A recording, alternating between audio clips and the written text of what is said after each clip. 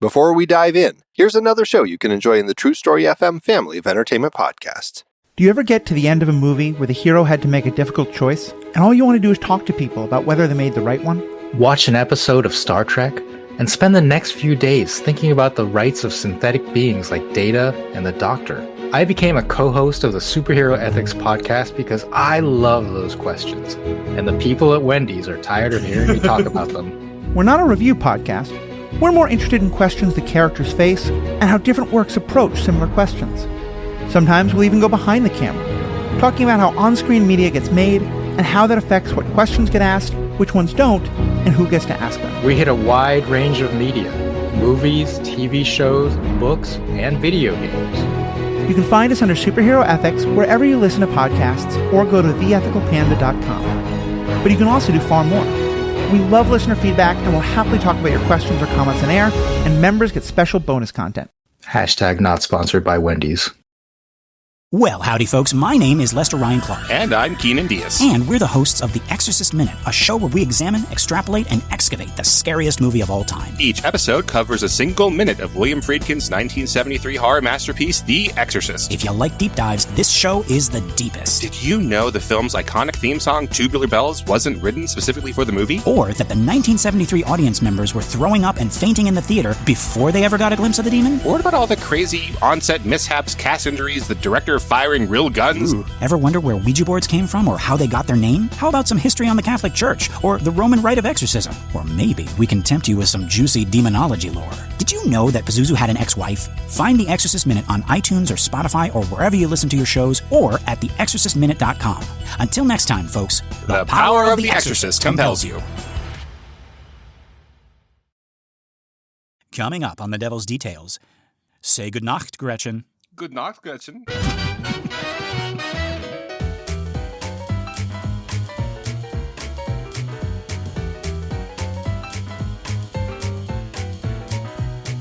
Good morning, Star, and welcome to another episode of The Devil's Details, a show where we dig up, decipher, dissect, and deconstruct the many forms of the devil. One of my names is Lester Ryan Clark. And I sometimes go by Keenan Diaz. And we're just two lost souls hitchhiking down the highway to hell. And yeah, folks, we are getting into this absolutely crazy pants part of Faust called Walpurgisnacht, or Walpurgis Night. But first, last time, you'll remember that our boy Faust had left Gretchen high and dry several times, I think. We had jumped in time a couple of times. It was before they had gotten together, and then they got together, and then he left, and then he comes back, and then we got this Valentine guy, who's Gretchen's brother, gets really, really mad that she's dating. We find out that she's pregnant, and Faust is nowhere to be seen again. Right? You turn around for 5 seconds, and Faust is gone. Right? Yeah, he has killed your brother in the night on the street like a dog, and tricked you into poisoning your mother to death so that he could get freaky. Yeah, right. And knocked you up, and now he's gone. Yeah. Oh, good knocked you up to you too. Oh, I see what yes, he knocked you up. Yes. That wasn't me, folks. That wasn't me. But yeah, now we're getting into this crazy part. This is Walpurgis Night or Walpurgisnacht, and our members will remember. That was you. I just that was accidental. But no, our members will remember that we covered Walpurgisnacht when we talked about that part of Fantasia, Night on Bald Mountain, where we had Chernabog up there being kind of like the DJ to this wild witch party, and that's basically what it is. It is just a real quick primer. It is the eve of the day for Saint Walpurga, and I believe we've talked about this on this show or other shows where I like how, like, in the kind of like Christian mythology, we have the night before one of the holy nights or one of the saint nights is an especially unholy night, right? Right. You have like the beginning of Dracula, Jonathan Harker's journal. He's talking about how he's going to meet his client Count Dracula in Transylvania, and he's staying at this inn right before the day that he goes to see him. And the innkeeper and her husband are like, it's like, no, just don't go to the castle, on this night. Do you know what night it is? And Jonathan Harker, he's this Church of England British person, Right. and he's like, well, I don't know. It's the 5th of May, and the innkeeper's like, yes, I know, but like it's the eve of St. George's Day. On this day, all evil things in the world hold full sway. Do you know where you're going and what you're going to? I really like that line. Yeah. So it's like, like on any other night, like just wait a day, He says, good peasants, but what could I be going to? I am but a simple British, obviously, Right. a solicitor who is going to close a deal with a foreign client.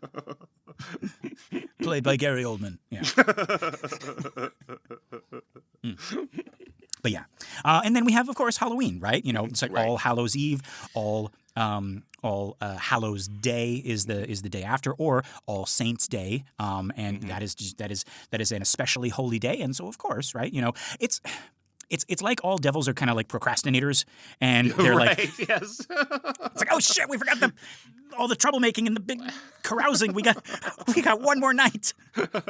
So devils are writers and teachers and professors, you're saying? Yes. They wait till the last minute. And Walpurgisnacht is like the presentation of their big report, and they gotta they gotta, what's that word? They gotta pull an all-nighter. There you go. Right. Right? Right. Burn the candle at both ends. It's a red eye. I mean, literally, it all works, right? Yeah. So that's what's going on here. And if you have seen that piece in Fantasia, Night on Bald Mountain, that's when, I'm going to say, the devil, he kind of like unwraps himself from the mountain. He kind of spreads his wings, and he kind of orchestrates this huge party, and all the ghosts and the demons kind of like travel up the mountain and kind of like frolic with him as he kind of throws them into the fire and plays with them, and and just kind of like has this awesome party. They thank him for his destruction of them. Yes, right. And weirdly, in that one, there were no people, there were no actual witches. But this is rumored. I believe this is kind of like a the anti-witch Christian propaganda, which is like, oh yes, Walpurgisnacht thing, and all the witches, they have their Black Sabbath, and they have their and they have their Iron Maiden, and they have their Ozzy Osbourne. No, I don't know. Their Def Leppard is there. Yes, right. You'll have to speak up. My leopard is deaf. Yes. We have this. We took a Zeppelin made of lead.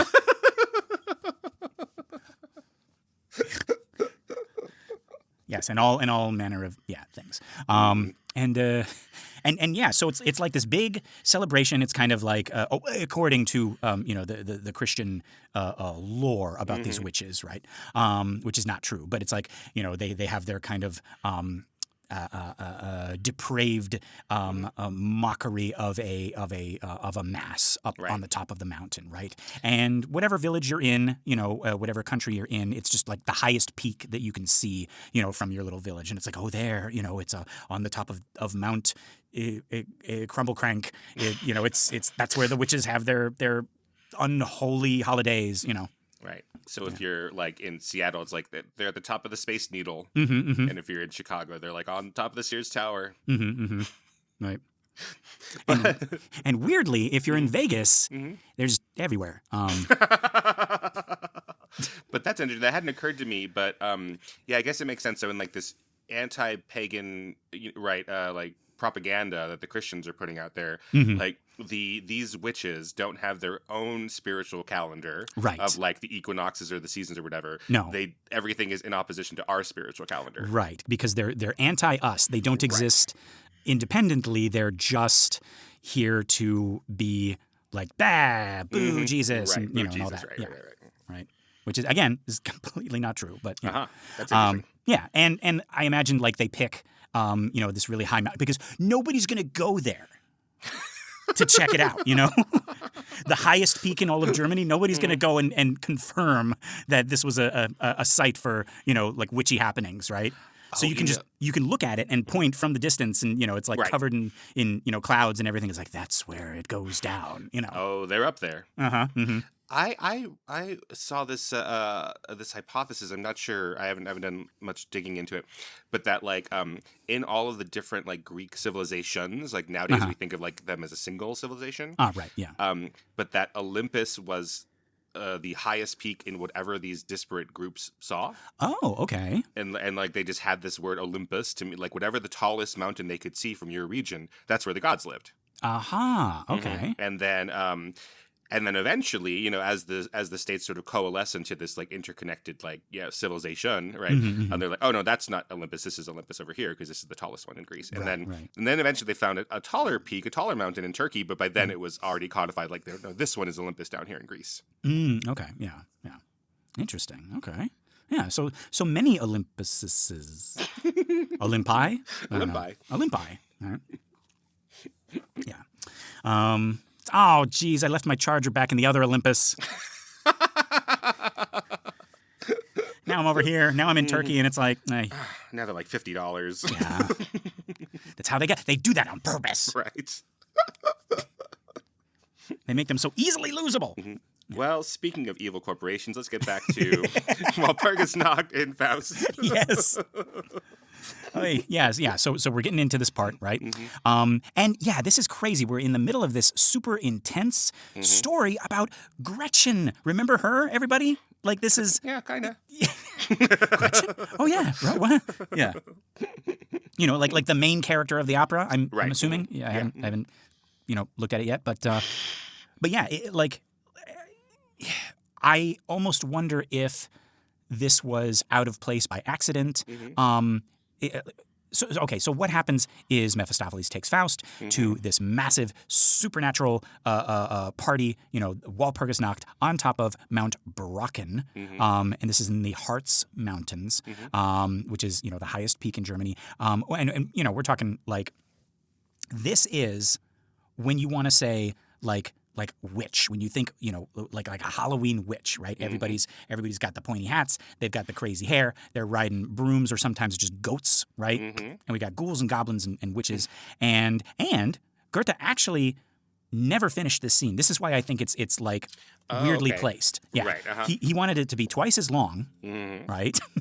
I can only imagine. And have everyone like end up dancing in front of, one source says dancing in front of Satan himself. Wouldn't that just be Mephistopheles? Right. Right.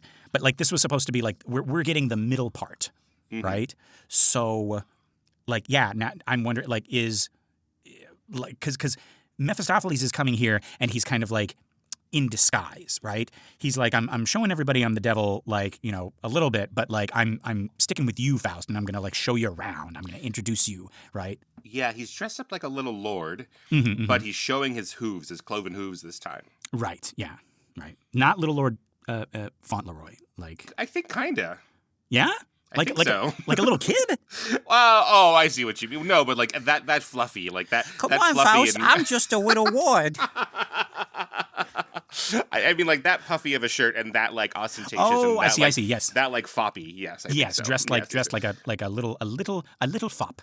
Yeah, like a little perfect, petite and frail. If anybody touches him, he'll break into a million pieces. If you handed him a kite, he would fly away with it.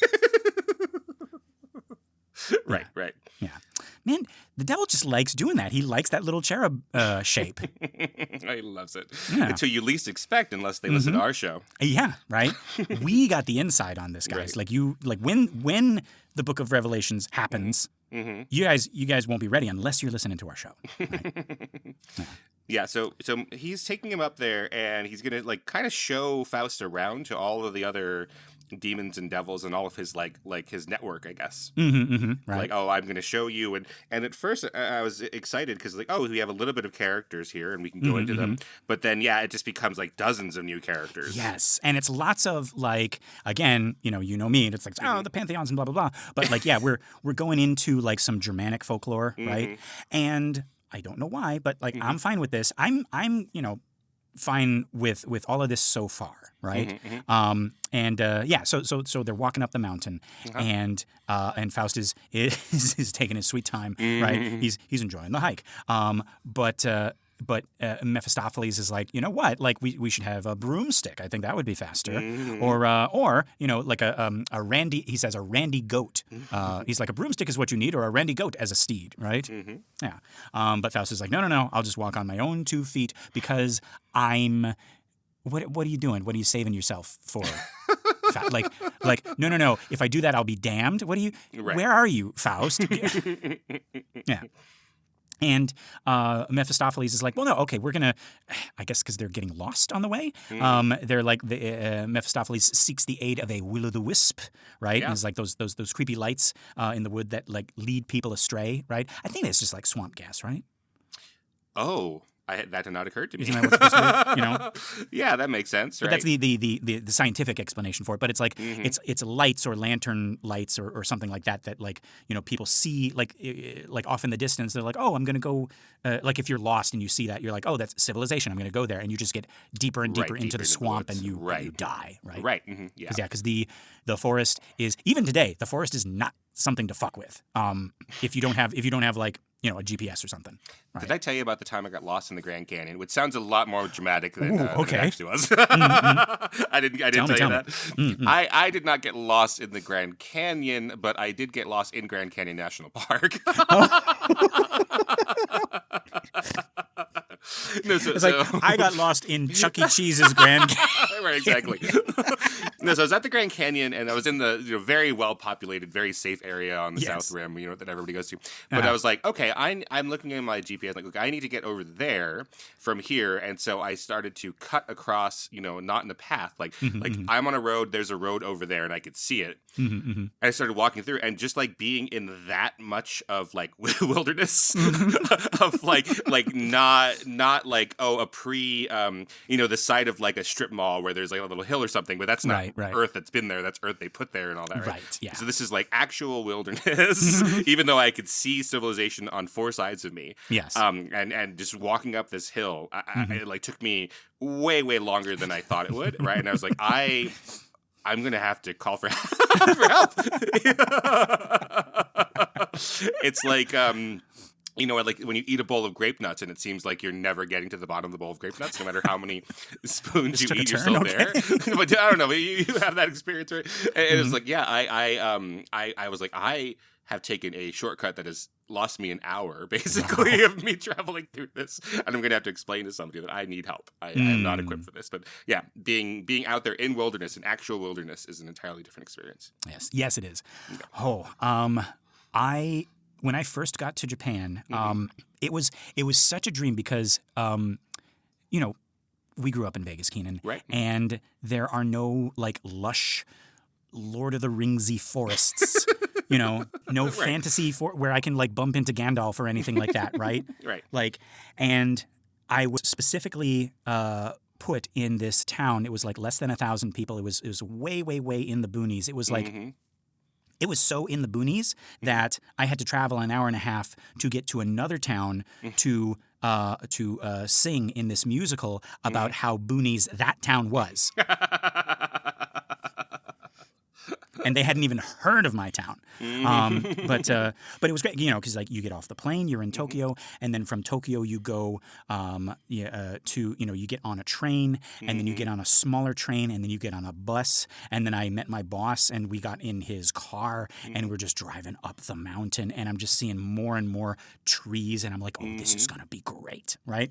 And he drops me off at my apartment, and just on 3 sides of my apartment are just like these hills just going up as far as you can see, and they're just covered in trees. And the first thing I do, I just put my stuff down in my apartment. I don't even turn on the lights, and I just run out there up the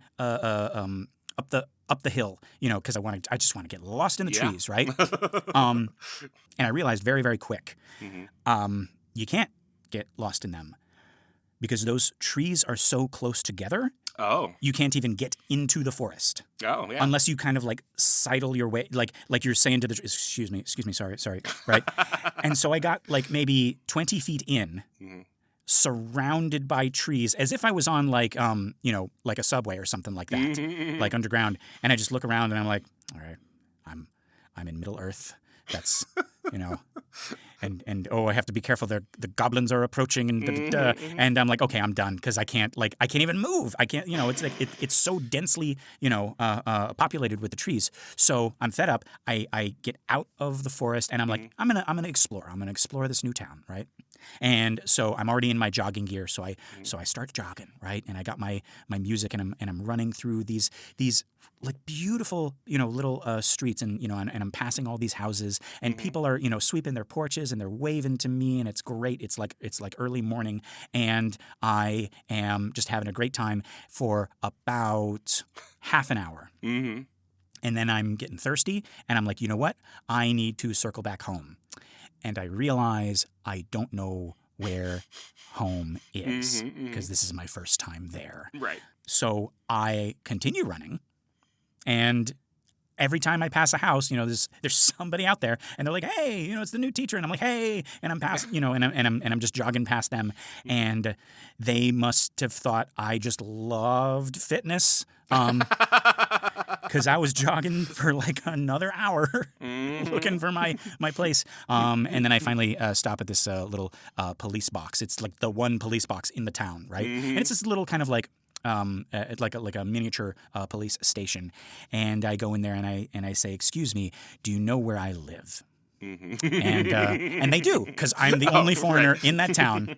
They knew I was coming. They knew where I lived, and they're like, "Okay, yeah, let's help the guy Gene back to his apartment," and they do, and yeah, that's I got lost in a town that I lived in. Yeah. Yes. That's great. It sounds like the forest spirits are trying to keep you out. Yes, they were. They were not.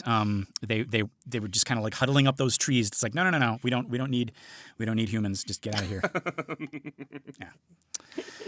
Yeah. But no. Like again, folks. Like the forest. I think I was lucky because the forest really is. That is why. This is what I've been told in college classes. But that is why. The early stories, like Chaucer even, right.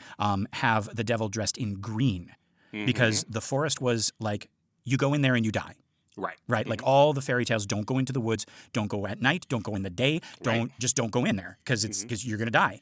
And so like all these fairy tale protagonists are walking through the woods, or they're just on the edge of the woods, and out comes this, he's dressed like a little lord, I'd say, but he's all dressed in green, not red, but dressed in green. And that's like the original color of the devil because he's associated with nature that is going to fuck you up. Because you're just a soft little man that is going to get eaten by the woods. Yeah, don't trust things that come out of the woods. Yeah. Don't think you're better than the woods. Don't think you're smarter than the woods, right? Right. It's God. Well, God gave Adam dominion over the... No. You're going to get your ass handed to you. Right. Yeah. So, yeah. And don't fucking pretend to have seen something come out of the woods like a wolf and waste all of our time saying there was a wolf. Yeah. Because that's serious stuff. Mm-hmm. Yeah, that is... It's way more...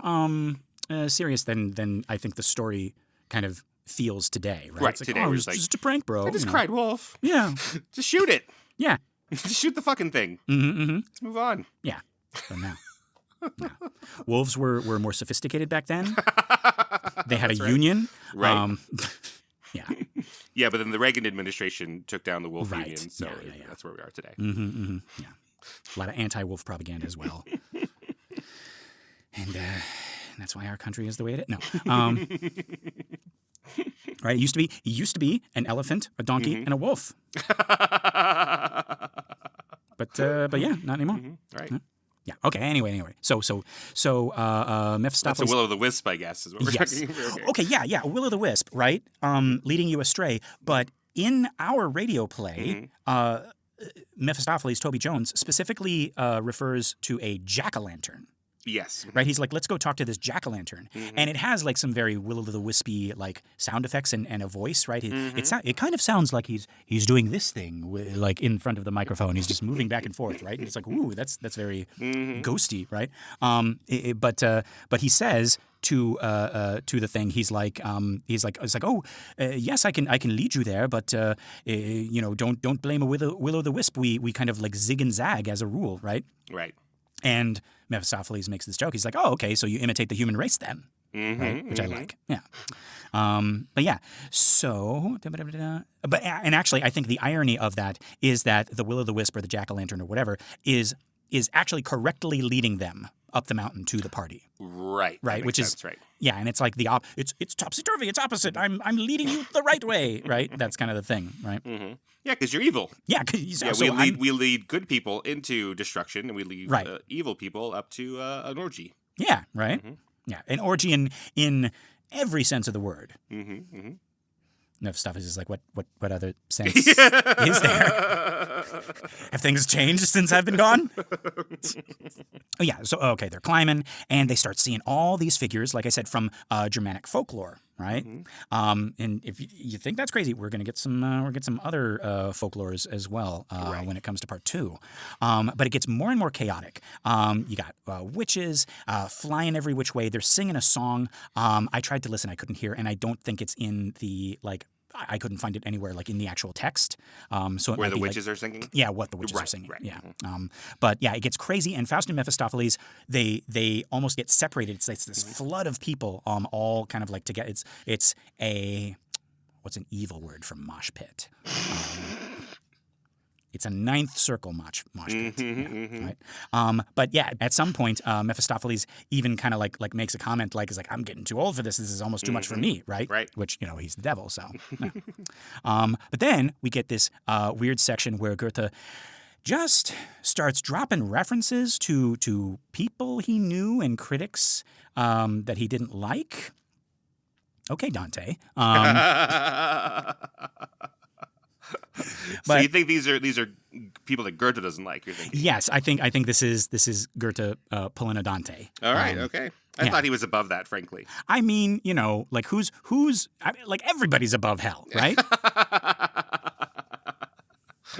But yeah, no, I think, but no, you're right. Actually, I can imagine Dante doing it. He's just writing with his little pen. He's like, right. But Goethe, I'm just like. It's like, I am not, I will take the high road, and I will not, well, this guy has bad BO. I'm going to put that in now. Right? No, I thought you were respected in your time, Goethe. Yeah. I didn't need to do any Dantes. Who didn't like you? It's like, well, there was this critic. He was very famous for, once he was at a restaurant and the waiter said, enjoy your meal. And well, you think you know what I'm going to say. He said, fuck your mother, and which you're only supposed to say after the dessert. Right. Yeah. But then, okay, so Faust starts dancing with this young witch. There's talk about oh, I want to go see what's happening at the top, right? And some part of the witch's song is up there, old Nick is waiting for us. Now I hear that as jolly old Nick, so I didn't know that old Nick was the devil or whatever. Yeah, old Nick is a name for the devil. It right around I guess the same time as old Scratch, right? Mm-hmm. Okay. Yeah, so we got old Nick, right? Is there no connection between Santa and Satan besides that they're anagrams? I don't think so. I think that's another thing, right? Like the cuckold's horns and the devil horns, right. And nobody ever draws a line about those. And right. I don't think old Nick or Saint Nick are ever talked about in the same sentence. Yeah, I've only seen Dana Carvey's church lady do that. Right. Yeah. But yeah. So as in, could it be Santa? Oh, does he do that? Does he is Oh, that yeah. Oh, yeah. Aw, I like that. Mixing it up for Christmas. Yeah. But there's these witches that are more like what we think of with witches, with broomsticks, etc. And their little chants are about old Nick and Billy Goat stinking and how witches fart and all of that. Yes, and there was in the radio play you hear they sing about farting, and then there's a break in the music and it's like. Yeah. So we're back to Dante again because it was those farting demons. Yeah. Right, but but Faust is going to meet a different young witch who seems to be different from that. Not a farting witch. It seems like. Yeah. Right. And yeah. So he's dancing with this witch, and he's saying to her. He says, "I thought I saw an apple tree. I climbed it, and a gorgeous pair of apples I found hanging there." And the actress in the radio play does this accent. I forget where it is from. I think I had to learn it for when I was like at the Ren Fair and I was doing Shakespeare. But it's a I wish I knew. It's like we had to say the Lord is my. It was like the Lord is my shepherd, right? And it says, "You men like apples, I believe, since Adam had a bite of Eve." Right? I'm overjoyed and very proud. My garden is so well endowed, right? Is what she says, right? And then we cut from that pair. So we got another, like, kind of like not a double date, but like a double dance. Yeah. And Mephisto is dancing with another witch, and he says, and this is Toby Jones' voice again, right? He says, "I had a wild dream sometime back.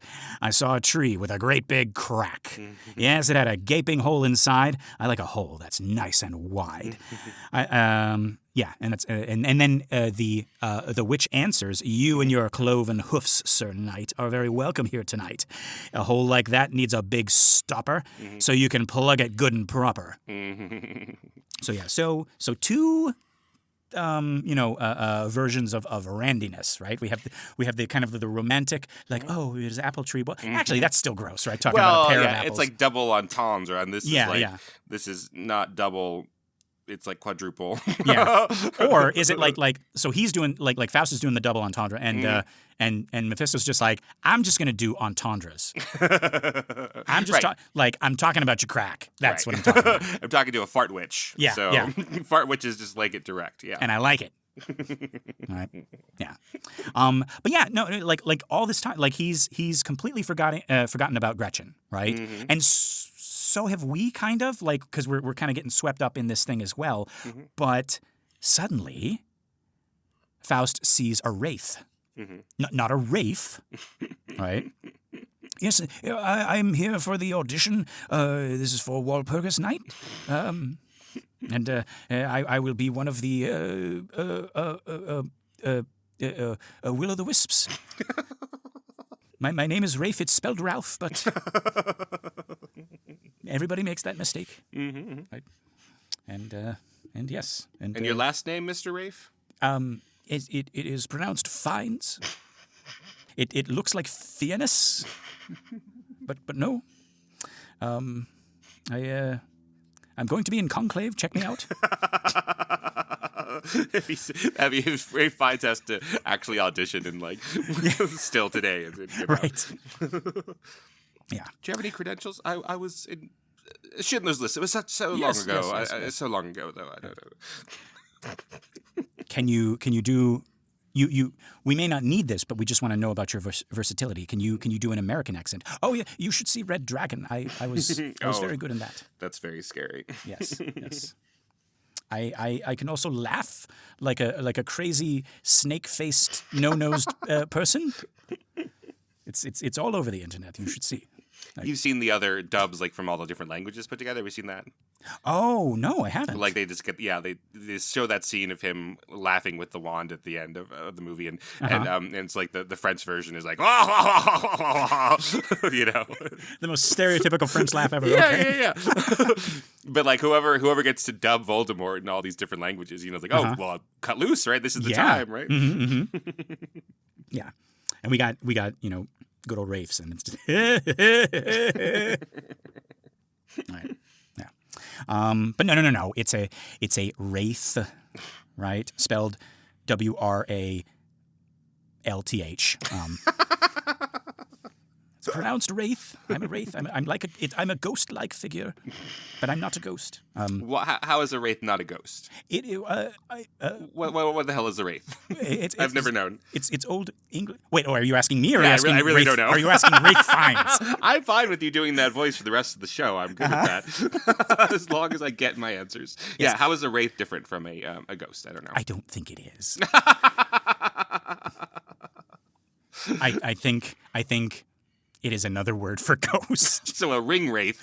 Yes. It's just a ring ghost. No, because when Tolkien, anything in Tolkien's world, it's it's like some kind of weird different thing. Like a wizard, okay. A wizard isn't a wizard in Tolkien's world. It's like an angel thing. Oh, really? Yes. Yeah. Gandalf is not human. Well, that's dumb. Looks like a human. He didn't go to wizard school. He was just born like that, and it's like the god was like, oh, go down to earth, and that's what wizards are. But They're then like we angels. shouldn't.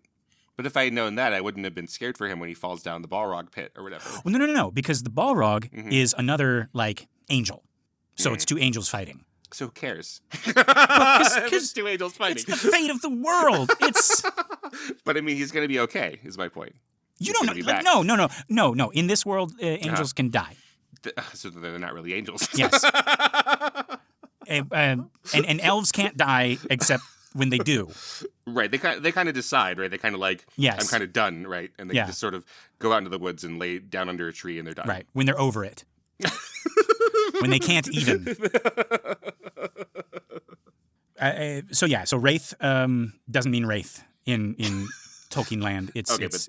But a Wraith, like the actual Wraith, is just a ghost, I think. All right, great. Like a revenant or a ghoul. Okay. Or a specter.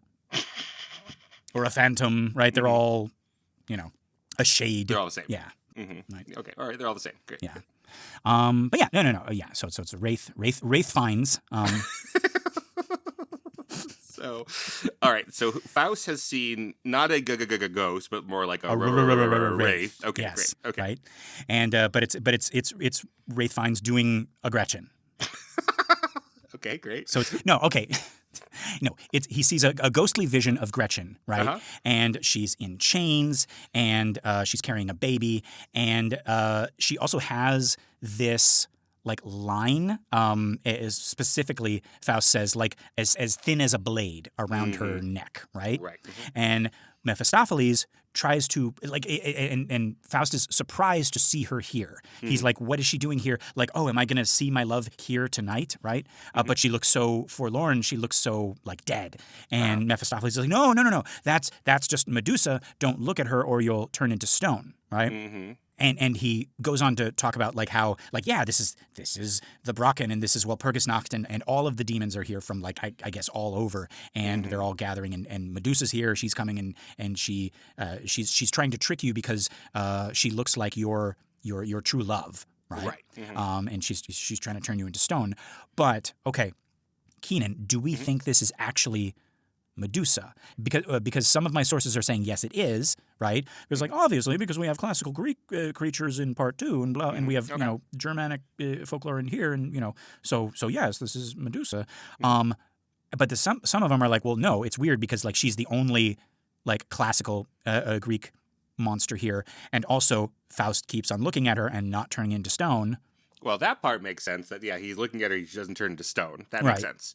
And it seems I don't put a lot of stock in that. She's the only Greek monster. I know that's our thing. We don't like mixing our pantheons. Well, it's specifically my thing. If you want to, I'll stick with you on that. Okay, that makes sense. I mean, that makes sense. But because like we have Germanic monsters in mythology, but then we also have like just like Shakespearean ones in the next one, right? Yes. So I don't know, but the fact he's not turning to stone, that makes a lot of sense to me. Right. And it seems like the one moment where Mephistopheles is not having a good time, like he's trying to get Faust away from this vision. But I don't know, like, because when I listen to the radio play, Toby Jones is doing a really good job of like, no, I care about you, Faust. Like that's Medusa, stay away. But other people are saying no, he's lying to Faust here. He's trying to distract Faust from this vision. But then, okay, if it's a vision, who's it sent by? You're right. It's not Gretchen doing it. It's not God because... Is it not God? Well, because it looks all Wraith Fiennes-y.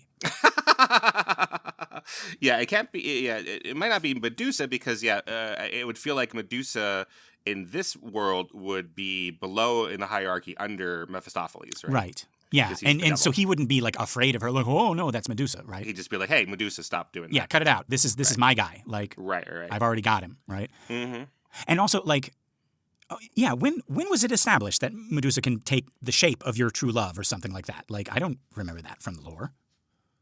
Yeah, but yes, she can do whatever she wants here. Yeah, sure. Right. Then I don't know why it's Medusa, right? Why not just any number of other people? Or a siren, or a something. Yeah. But yeah, so Mephisto successfully drags him away to come and watch this play titled Walpurgis Night's Dream. Right. Right. Very nice. Very plagiarizing. Very good. You and I are the type of people who, if we were invited to an orgy, we would say, like, can we put on a play in the corner?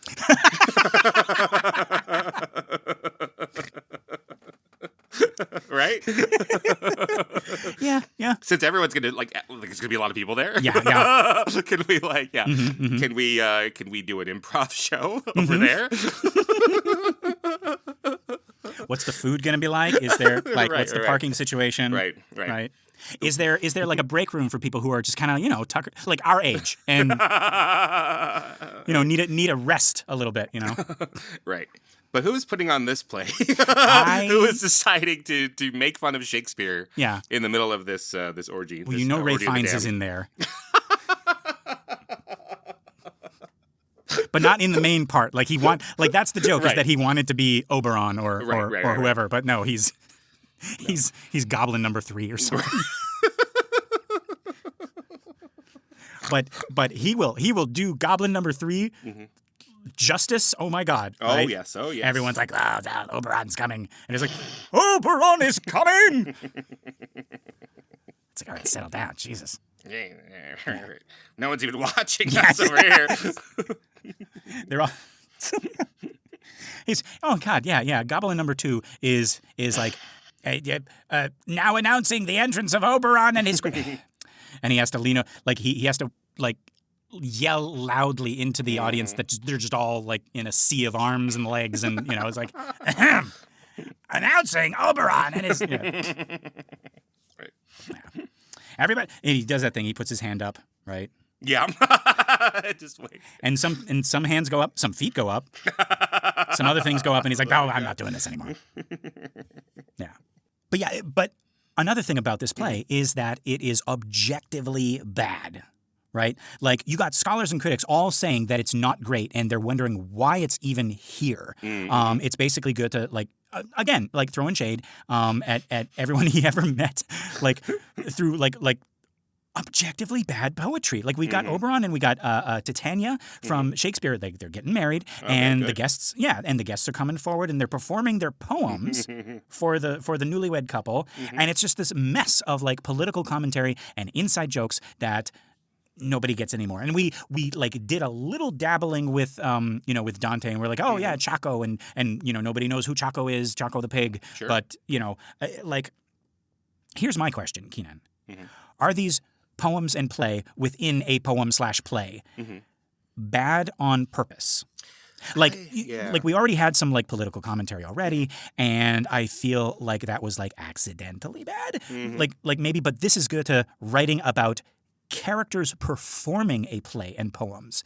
And I mean, we're guilty of this today. Like, I don't think I've ever seen a movie or a show within a movie or show where the acting wasn't like exaggerated a bit. Almost like they want to make sure this is not as real as the other characters. Like when characters from a movie or a show suddenly have to have a scene like where they're in a play or in front of the camera. It's never done to the same quality as the other, like, quote unquote real scenes. You know what I mean? Right. Yeah. I can only think like of a handful of, like, in WandaVision or Agatha All Along or something like that. But then that's kind of the pleasure of that. Like, why is this show here? And they don't explain that to you. But yeah, usually there's little hints that, like, okay, this is the world within the world. It's a little bit faker. Even if it's not like lower quality, we see some like some hints about how it relates to the world within the world, like in jokes and things. Yeah, little tells. Yeah. Or like in that one Stephen King story, which features a writer. No. But I mean, like in Misery, right? Paul Sheldon's writing is distinct from Stephen King's writing, Yes. Right? Yes. Like, so is that what we got going on here, right? Is Goethe doing this like intentionally?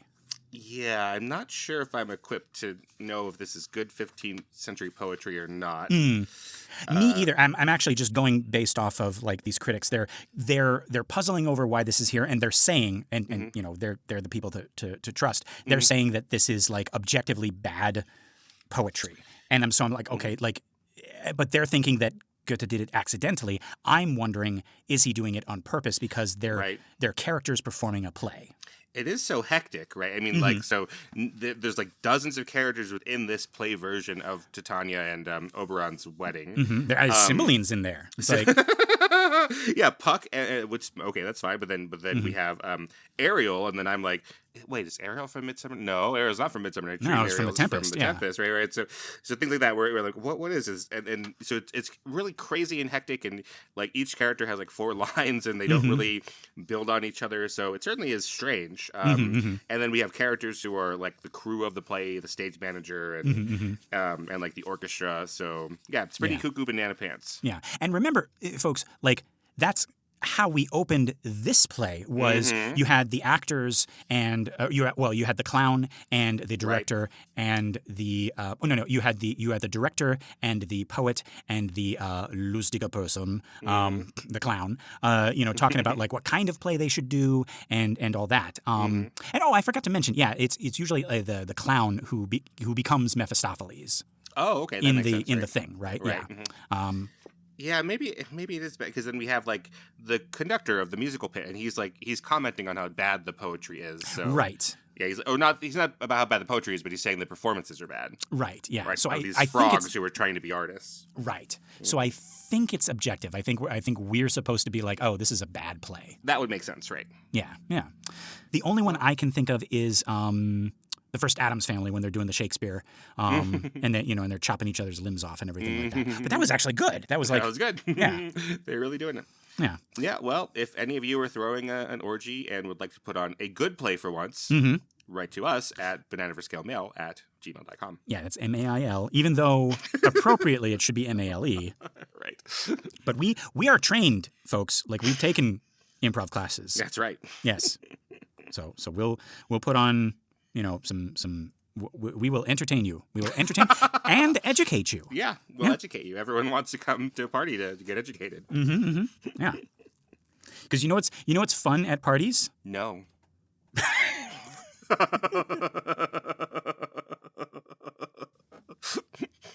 I might just I think your answer is better than mine. I was going to say a 2-hour lecture on how a wraith is different from a ghost. Especially if the answer at the end is that they're not. Yeah. Yeah, so I think that's what it is. It's an objectively bad play. Okay. Which I'm all for. I love the camp. I love the silliness of that. I love whenever there's a random episode where the characters have to step into like other characters, like because they're telling a story or whatever, right? I do like that.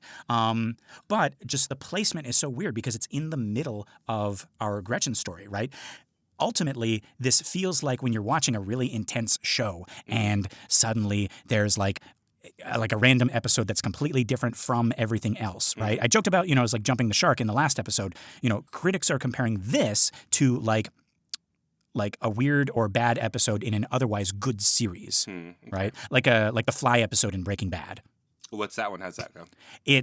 I don't even remember it. I remember watching all of Breaking Bad all the way through, but it's just an episode where Walter White is just alone in his like shiny new factory. Jesse's not there for some reason, and he's just being bothered by this fly that just keeps on, it was like, bzz, and he's trying to get it, and it's like, and that's the comedy. He's trying to get this fly, but like everybody. Like nobody likes that episode. It's like why is that there? It wasted our time, and yeah. I wouldn't say that this is what that is because we have a little bit of fun, right? We got a Walpurgis Night. Maybe I'm biased because I like Walpurgis Night, and Wraith Finds. Yeah, and yes, for our listeners outside of the United States. Breaking Bad is a story about an American school teacher who is diagnosed with cancer, and so he starts making meth to pay his medical bills. What's that, listeners? No. His medical bills. Like that he has to pay. What's that? Yes, he has insurance.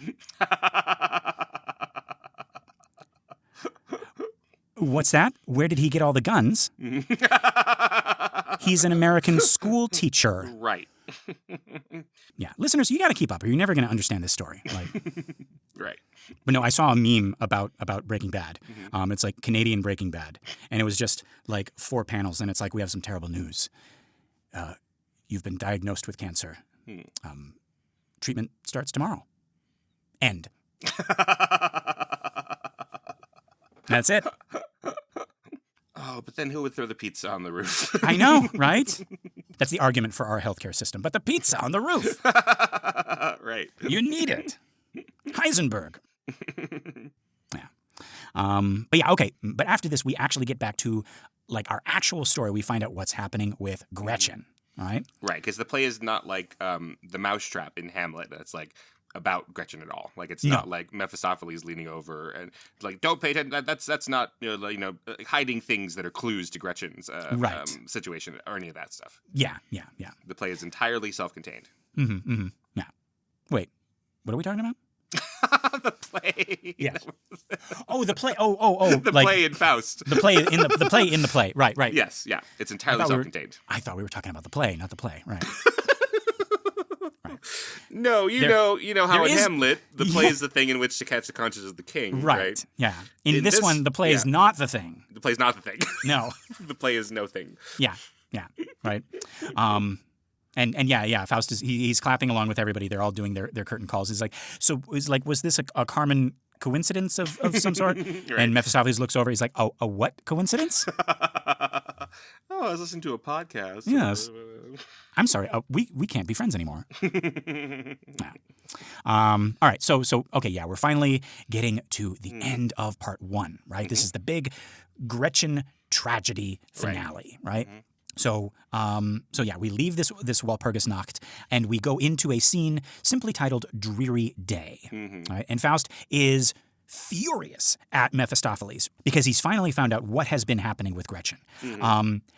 Which is weird because we don't get to find out. Goethe's kind of weird about this because he doesn't actually tell us what happened right away. He just drops these hints until we get to the dungeon scene, right? But so just to kind of sum it up, Gretchen had their baby and she drowned it.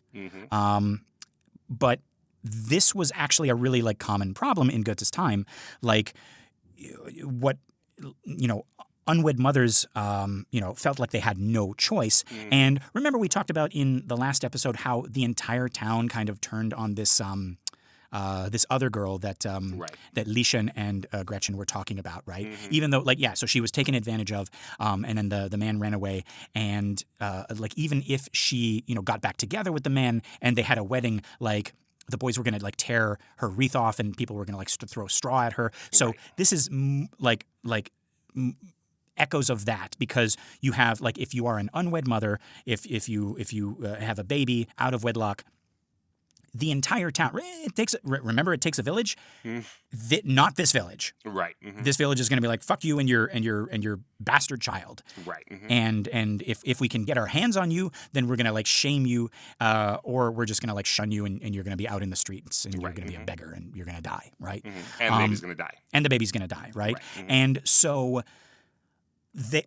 mothers would kill their kids rather than watch them starve to death. Right. Right. Yeah, because you can't get a job. If you tried to work at a job, nobody's gonna hire you in your shop. Nobody's gonna take you in. Nobody's gonna. Yeah. Right. Let's say I'm gonna go pick wildflowers. No one's gonna buy your wildflowers or whatever. Yeah. Right. Right. Those are tainted wildflowers, tainted strawberries or whatever. Right. So you could be the best business person. You could be you could invent the spork, and people would be like, ew. Your adulterous hands shaped that thing, and it's oh, look at that, it's just so appropriate because it's an ungodly a union between fork and spoon. No, I'm not going to touch that. You dig your own grave with that spork. Right, exactly. Yeah. All right, and that's how the spork. No. And that's the creation myth of how we got the spork. Yeah. And this isn't just Goethe. This is this comes up in a lot of other romantic literature, right? Like Fantine in Les Miserables. Yeah, and at least Hester in The Scarlet Letter got to keep working. Right. Yeah. But yeah, no. Faust is furious, not just about what happened to Gretchen, but also because to him, Mephistopheles kept this from him, right? And critics are recalling is like, oh yeah, he was trying so hard to distract Faust from that vision, right? That he was like, oh, that's Medusa, stay away, right? Right. And he goes off on Mephistopheles. Is like, you kept this from me while you distracted me with all these parties, with this wine, this women, and this song, which I really, really loved, but that's your fault. And okay, what is our impression of Mephisto here, Keenan? Because I have teachers and scholars and critics, and they're saying this is where he truly shows that he's evil because he purposely distracted Faust and kept Gretchen's fate a secret from him, which it doesn't jive with my estimation of him, but I'm willing to let that go if I'm wrong. But so far, like, I felt like we were sticking to the theme of like Faust being the evil one and Mephisto providing the commentary, right? But if he intentionally kept this from Faust, but see, I don't know, because like if Faust has already left her, never to return, he's already damned himself. Mephisto probably didn't even think to tell Faust because like he figures Faust is, just done with her, right? And that helps him win the bet. Like, is like, yeah, like I'm just going to let him leave her and forget her, right? Yeah, it sounds like these people you're talking about are like surprised that he is trying to win the bet. That's the whole point of this, right? So he's so evil for not giving him the information. I don't get that. But also like trying to win the bet by cheating. He's not cheating. It's not cheating at all. Right. What's cheating about that? Yeah, it's like they're talking about it as if Gretchen is part of the bet. Like, I'm going to keep this from him about Gretchen. No, like the bet was like I'm going to prove to you, God, that he's like a terrible garbage person. And this is it, right? Like, the bet is that Faust wins if he could find a way to be happy. Well, that's the deal between him and Mephistopheles. Right. The bet with God is, I'm going to show you that he's not good. Right. Yeah. And but I don't. Faust, but Mephistopheles isn't cheating in either of those. Is what I'm saying, right? Yeah. No. Absolutely right. Like, he's not. He's because if he did cheat, like if Faust really was good and he would have saved Gretchen, right, and he's keeping it from him, then that is cheating. And God would step in and be like, "Hey, no, that's cheating. Like, like you're keeping him from making the right decision." I don't think Mephistopheles. I don't think that entered Faust's mind. Right. I think he left that little town I think he left Gretchen and completely forgot about her. And maybe Mephistopheles is kind of like saying, "Oh, okay, well that's convenient for me, right?" And it's not like Faust is like, hey, you know what? I remembered that I need to take care of Gretchen. And then Mephistopheles is like, oh, she's up on top of Mount Brocken here. Yeah. Right? Let's go up there. And then it's a party. That's a trick. Right. That would be a trick. Faust is like, hey, what else you got? And Mephistopheles is like, oh, we can go to Walpurgis Nacht. He's like, cool, let's do it. Yeah. Yes, that's exactly. And it's also not like, hey, like I feel like I should, do right by Gretchen and take care of her. And Mephistopheles is like, no, don't do that. Come and no, he's like, nobody mentions Gretchen until he sees that vision. And that's why I was suspicious of, like, okay, is this Medusa? Is this not Medusa? Like, if it's not Medusa, who sent it? Because, But yeah. But then even so, like, that's the devil's job, is to cheat. Yes. So I don't really understand that controversy. Yeah. But I want to keep this theme of like Faust is doing all of this to himself, right? I think that's still there, right? Yes, I think so too. Yeah. But Faust is shouting at him, accusing him. I thought that was the devil's job. But then Mephisto answers. He says, well, now we've reached our wit's end, the point where you humans lose your head. Why do you seek our company if you can't handle it? You want to fly, but you have no head for heights. Did we force ourselves on you, or was it the other way around? And I think that backs up what I'm saying. Mephisto's like, this is your fault. Like, don't blame me, right? Yeah. You forced me into servitude. Like I was stuck in that washing machine. I mean, that that pentagram. I just realized I put that like in the post music section, so people might not have heard that. Yes, folks, I'm starting to do that again. I'm putting like little bits past at the end of after the music. So So if you missed that one, that one's that's a very that's leg day Mephistopheles. Yeah. So in this scene, in the next really brief scene, they are not rhyming anymore. Yeah. Okay. Yeah, they are done fucking around. They're talking about what's really going on, and they are no longer in poetry; they're in prose. So why do we think that's going on? Like, what's special about this scene? I think that they are, they're just not having a good time. Straight up, not having a good time anymore. Yeah. they hate each other now. It's all out in the open, and and they're less in quotation marks. They are like, this is really us now. Yeah. And I like that. It's like, because we got like right at the end of their kind of like performance bit, we got like an actual performance bit. Like they were watching a play, right. and it's kind of like, this is kind of like how you guys sound. It's kind of silly and sing-songy. And then they're like, all right, this is bullshit. Right. Yeah. Yeah, fuck you, fuck you. Right. But yeah, okay, yeah, Mephistopheles agrees to help Faust save Gretchen. Because she's been put in prison because she's killed her child, and it's been revealed that she has killed her mother.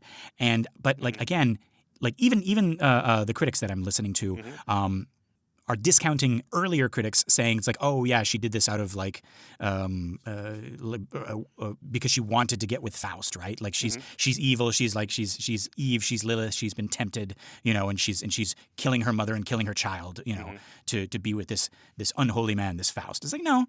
She was a manipulated little girl. Right. I don't see that in this translation at all. No. Yeah. But yeah. So him going to save her is, what do we think about this? Because again, I'm maybe I'm biased. I want to keep with like Gretchen good, Faust bad, Mephistopheles neutral. So him going to save Gretchen and kind of like, I guess, do right by Gretchen kind of messes with my whole thing. Yeah, I guess so. But that's Christianity for you. At the last minute, he's going to go and make everything right? Oh yeah, there we go. That's kind of baked in. It is. Yeah. So they hop on these magic horses. I love this. Right? Sure. And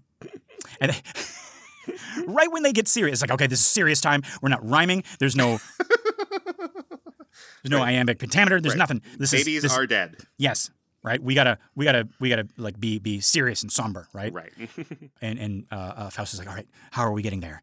And Mephisto just kind of like looks down. He's like, well, and you just hear it. Right. He's like, okay, yeah, let's get on the horses. This one's Midnight Maiden, and this one's Snicker Snack, and this one's Thunder Road. They're my magic friends. Yeah. And they don't, and he looks them in the eye. They don't talk.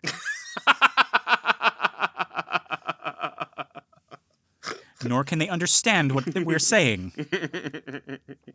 This is serious time now. And they nod. The horses nod. And any promises that I might have made about a musical number are null and void, or someone doesn't get their oats. Right. Sheesh, Mephistopheles. Thunder Road just rolls her eyes. She doesn't say anything, but you kind of get the sense. It's like, this again. This has happened before. And you can't hear, but you know that she's voiced by Whoopi Goldberg.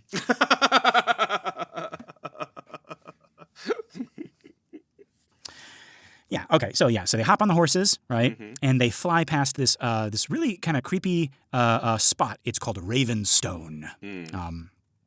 It's got a lot of eagles. There's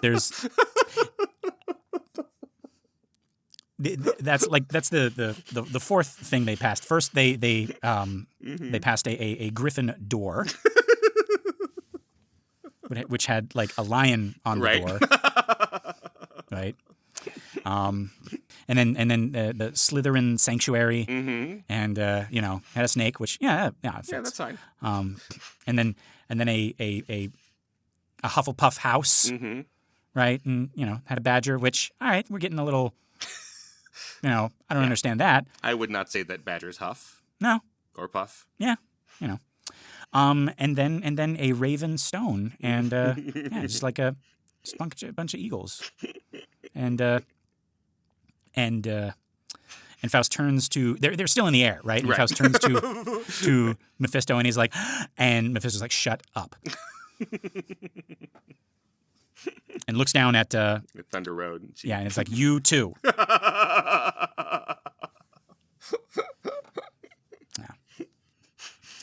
But yeah, so and then, okay, now we're at the big finale. This is the dungeon scene. And this is where it gets intense, right? Faust shows up with the keys, right? And he's going to be all heroic. Because remember, guys, this is his story. He's the hero, right? Yeah. Yeah. And yeah, he has this moment of like, oh, wait, this is going to be actually really awkward. Because he ghosted her, for like all this time, and then also ruined her life, right? Mm-hmm. Yeah. But he goes in anyway. He finds Gretchen singing this really, really dark song from this fairy tale called The Juniper Tree. It's basically about this evil stepmom who kills her stepson and feeds him to his dad in a pudding. Mm-hmm. Again, I cannot trust a pudding. Like, we talked about fanny packs. Right. And we talked about, like, I just thought pudding was pudding all the world over, but no. It's a lot of other things. They sometimes just say pudding to mean dessert. Right. Yeah. Yeah. Mm-hmm. But and they sometimes they mean pudding to not mean dessert. Yes. Right. They mean bread. Bread with something in it. Right. And sometimes they say meat to mean bread. Which really? Yeah. I'm remembering in Oliver Twist, it's like, oh, it's meat, mum. It appears that he wants it, and want meant need. Mm-hmm. Want meant need, meat meant bread meant pudding, and pudding meant everything. And wait. Want meant need meant bread. No, wait. Want meant need. Pudding meant bread. No. Want meant. Damn it. Want meant need. Mm-hmm. Mm-hmm. Meat meant bread. Mm-hmm. And pudding meant dead kids. Yeah. As in, you're putting the dead kids in the pudding. Right. Mm-hmm. Right. And cookies are called biscuits. Yeah. Right. Mm-hmm. Yeah. So, I have seen that where they took, there's this YouTube channel where they go over and give British school kids like American food. And sometimes they're like, I don't know, they eat a gusher or something. This is the most amazing thing I've ever had. Mm. But then like, we're going to give you biscuits and gravy. And of course that means cookies and gravy to them. Yes. So like, I can't believe that sounds disgusting. Like, that's absolutely disgusting. Yeah. And they pull that out, these aren't cookies, these are scones. Yeah. Scones with gravy. Yeah. Yeah. So, England, get with the times. Yeah, right? It's 2024. Grow up. We broke up with you.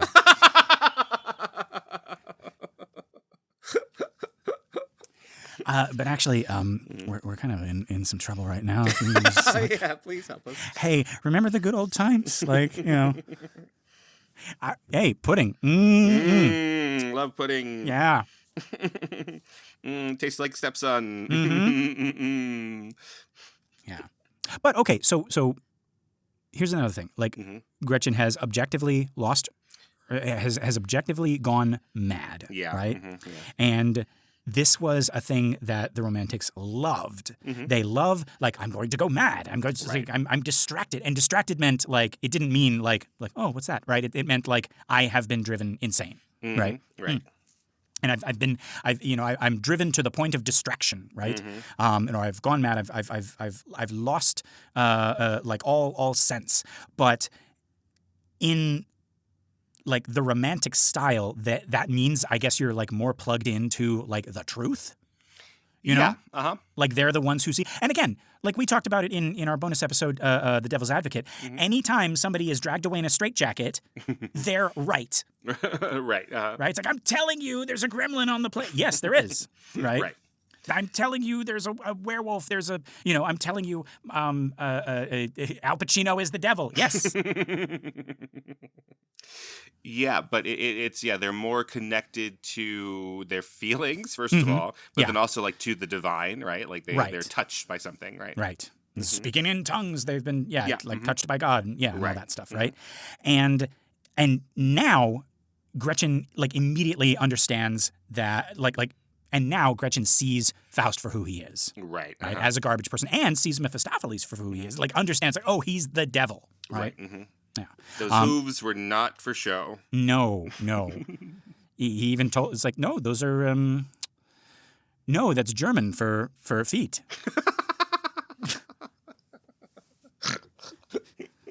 No. But yeah, so she doesn't like, but here in this cell, she doesn't even recognize Faust at first, right? She can, but she can totally recognize Mephistopheles a little later. Right. Yeah. But yeah, so then Faust says her name, and that sort of gets her attention. She recognizes him, and at first she's like all excited. She thinks that his love is going to save her, but then we get this heartbreaking moment where she tries to kiss him, and other people are saying, oh, it's because he's in such a rush to escape that he doesn't kiss her back. Okay. I don't think so. I think he has fallen out of love with her, and I think he is doing this out of guilt.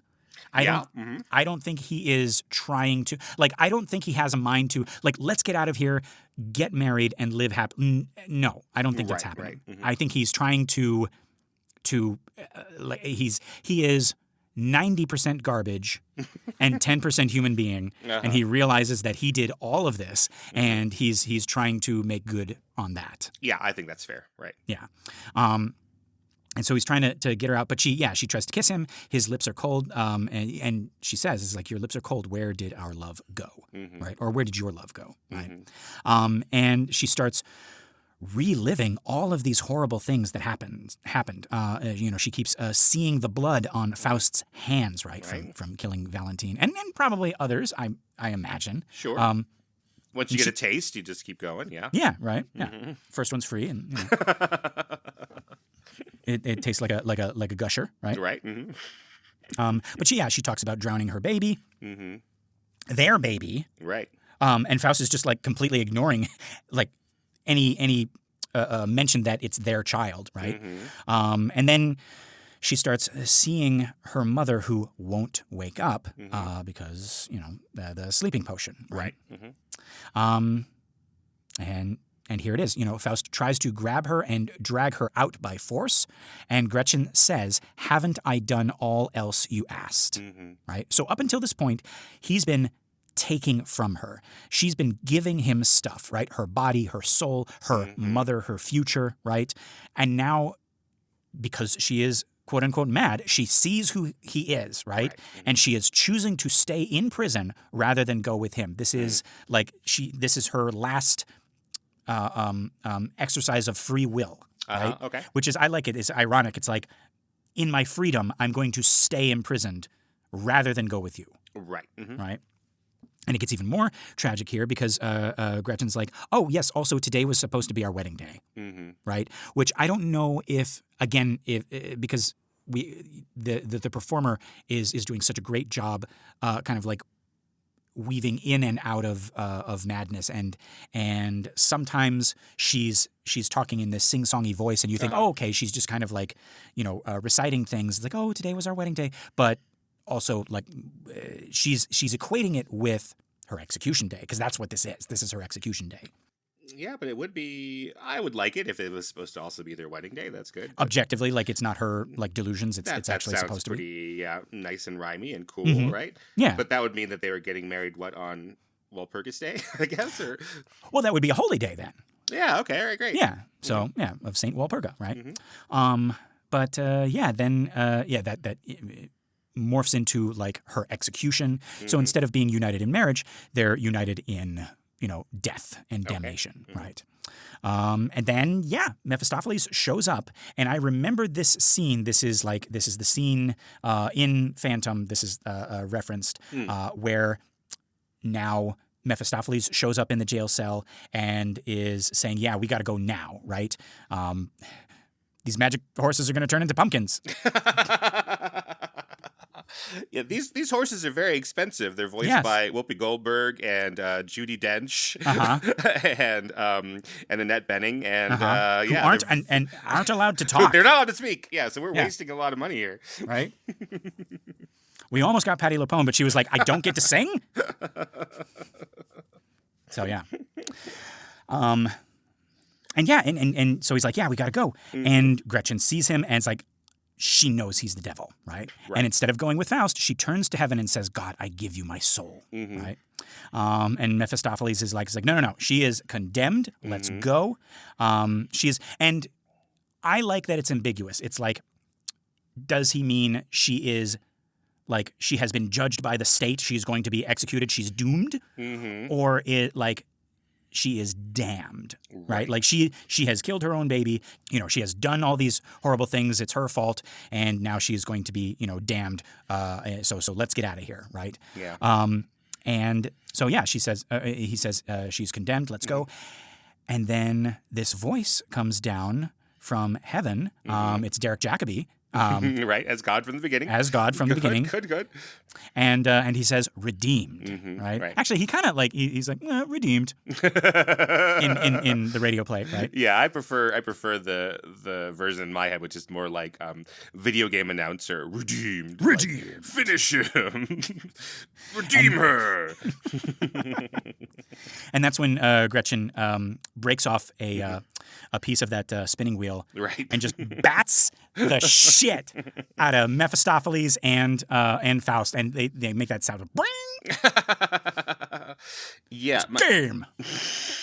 So my German pronunciation is terrible, but in the original German, they're supposed to sound very similar. So it's she is judged and then she is saved. So it is sie ist gerechtet and then sie ist gerettet. So they're supposed to be very, very similar to each other. Hang on. Let me see that. Oh, okay, there we go. Yeah. So she's Mephisto says sie ist gerichtet, right? And God says sie ist gerettet. Right. Gerichtet and gerettet. Yeah. So they're meant to be very, very similar. I would say. Yeah. And I like that. So this whole thing was a pun battle. Good. Good. No notes. Right? And the devil's like, he's like, gerichtet. And he's like, well, what about gerettet? Boom. Yeah. Good. I'm glad you got the pronunciations down. Wonderful, wonderful. Yeah. And again, like when we get to the opera, this is, I really, really like this song. It's supposed to be between Faust and Gretchen or Marguerite, and it's you hear it throughout the play. It's this song of salvation. It's this da, da, da, da, da, da. And like the angels come down and they save her, and Faust gets dragged away into the shadows, and it's really, really beautiful. I'm not doing it justice. We'll, when we get to the Faust opera, we're gonna examine that. Okay. But yeah, there's a really, again, it's that 4-hour long Phantom like little mini series from TV with Charles Dance, where he like goes up to box 5 and you have them doing Faust out on the stage, and Faust is about to sing. He kind of like opens his mouth to do his bit, and then you just hear the Phantom from the box, and it's this comical like Faust is like and then he looks up, and everybody looks up, and of course, the Phantom has a great voice, right? Right. And so now Christine is as Marguerite is singing to him, and both the actors who play Faust and the actor who plays Mephisto are just kind of like doing this comedy like back and forth, like ping pong, like as they're looking at the Phantom up there, like doing like both their parts, and it's really, really fun. Right. Yeah. And of course, right, that part ends, and Keenan, what does the audience do? Do they get crushed by a chandelier? Well, no. Well, first it's a standing ovation. Oh, good. Yes. Good. And he's like, "No, I can't take compliments." Crush. No, that happened before. They've forgiven him, I guess. That was a different audience. They didn't get crushed. Right. That was some other audience. So earlier. it's like it didn't happen. Yeah. Gotta find a way to talk about that movie. Yeah. Yeah, so she is saved, right? Good. And yeah, so the scene ends with, like I said, Mephistopheles dragging Faust away into the darkness while Gretchen ascends to heaven. But she's calling, even as she's being saved, she's calling, it's like, Heinrich, right? And remember, like, I really want that not to be his actual name. Right. Because it's like she's so innocent, Johann, she's calling him, like, by his fake name. Right, exactly. Right? Yeah. But yeah, that's great. And that is it, folks. That is the end of part 1. Pretty satisfying. It's nice and contained. It's like a nice episode 4, right? Gretchen gets her redemption. Faust gets, his reddiction. Trying to be punny. Right. But he gets dragged off by the devil. And most people actually just stop here because, like we've alluded to, part 2 gets really weird. But I'm excited for it as weird as it gets, and as much of a stickler I am for, no, the mashed potatoes can't mix with the stuffing and Right. and this is gravy, but it's not gravy, it's British gravy. And this is pudding. Cookies. Yeah. Right. Yeah, I know nothing about part 2 at all. Oh, it's going to be so fun. It's getting your reaction. Ooh. Oh, good. It's long, it looks like, as I'm going through it. So we'll have some fun times here. But yeah, I know nothing about it.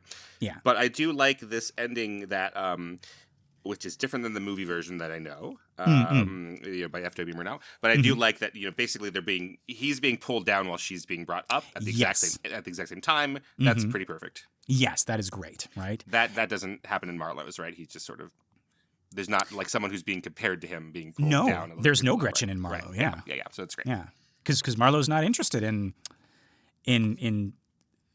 Faust and Gretchen. He's all about Faust and Mephistopheles. Right. Yeah. But yeah, that's gerichtet.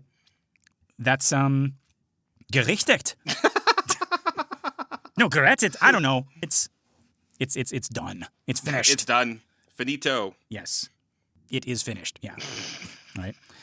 But yeah, Keenan, what did we think of part 1? With the part that most people stop at.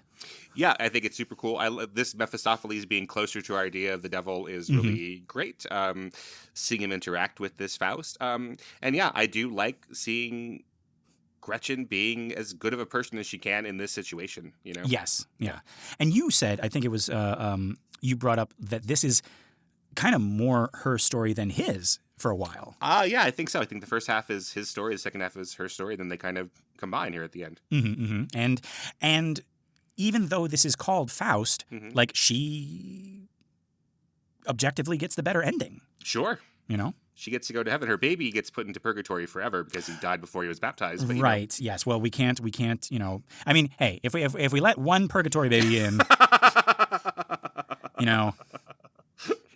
it's a whole so much red tape, so much. But yeah, actually, folks, we're going to take another break. Remember how we did that with Lilith in between Dr. Faustus and Faust. So we're going to do that again, and we're going to talk about Krampus because 'tis the season. Am I right? So we're going to do one regular episode talking all about the lore of Krampus, and then we're going to do a bonus episode where we talk about the movie of Krampus. So if you remember, you'll get to listen to that, right? So I'm excited about both of those things. But yeah, so now, I'm setting aside my Faustbuch, right? Putting down my placket, and I'm picking up, this. Well, it's also a Buch because it's Krampus, so it's a Krampus Buch. And yeah, we're going to read all about him, and then we'll talk about his movie. Yeah. But until then, folks, this has been another episode of The Devil's Details. I've been Lester Ryan Clark. You can summon me on all the socials as Lester Ryan Clark. And I've been Keenan Diaz, and you can invoke me on Instagram and Letterboxd as Howdy Keenan. Yeah. Find more of our shows and other really cool podcasts at True Story FM, or feel free to drop us a message at bananaforscalemail@gmail.com. That's MAIL. Right. We got our Facebook listener group, Banana for Scale. That's a community for all of our shows, including this one. It's a private group. Just request to join and we'll let you in. If you want more, consider joining us at truestory.fm/join and look for Banana for Scale. That's us. You get bonus episodes of all our shows, access to our Discord, and you get your episodes a week early. Pretty cool. Just $5. Wouldst thou like to live deliciously? We're not even asking for your souls. Just give us a 5 pentagram rating on iTunes or Spotify or wherever you listen to our show. That and sharing the show by word of mouth or on social media helps our little podcast grow and find more cool people like you. All right, folks. Until next week, love and hisses. Mwah!